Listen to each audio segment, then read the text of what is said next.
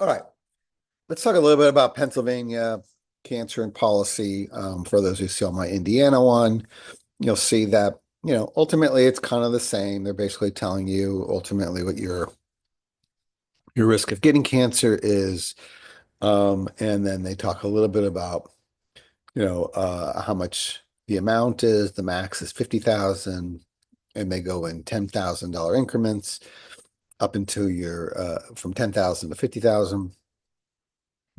They talk a little bit about some of the studies on cancer, and so just be aware. I think we've chatted about this. This is a lump sum payment. So what that means is once you are diagnosed and you have a written diagnosis, assuming that you've had the policy for 30 days is generally their waiting period, you will receive your lump sum payment of whatever you agreed to, right? Um, some of this things, just in general, what they're basically just saying is you're going to get paid as soon as you have a diagnosis. There are um, no hospitalization requirements, none of those types of things. You just had to have a written, probably an oncologist to say that you have been diagnosed, which is, pretty straightforward. It's guaranteed renewable. Um, so just to be aware of that, you have to have the policy for 30 days before you can um, have any sort of claim. And, again, it's about the first diagnosis, right? All right.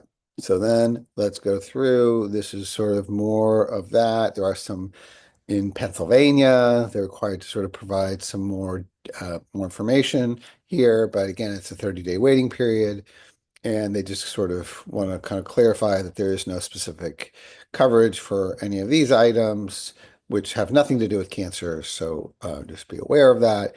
And your premium is in effect. Um, the premium can change based on your issued state um, uh, from year to year. So just to be aware of that. But you can cancel anytime, right? So then we get into the Medicare disclosure. It's important to note that this does not, that most of does not duplicate Medicare benefits because Medicare generally pays for most of the expenses for the diagnosis and treatment of a specific condition or diagnosis named on the policy. It's important to note that, Medicare, traditional Medicare is 80/20, and then private Medicare, Medicare Advantage, is like a private insurance. And so, there will be some co-payment and some deductible on your side. So, you can use that to cover these costs, right? Okay, let's get into the numbers. For those who saw the Indiana one, you can see the numbers are very consistent. This says annual, semi-annual, quarterly, monthly. You can see that based on the benefit that you get, how much you would have to pay. The earlier you do sign up, the better off it is. And they're both payment schedules for men and women because the profile is slightly different in terms of the health risk.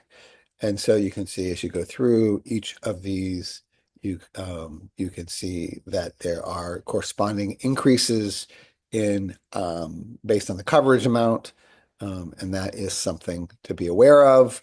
If you're a single parent, coverage amounts are slightly different, which you can see.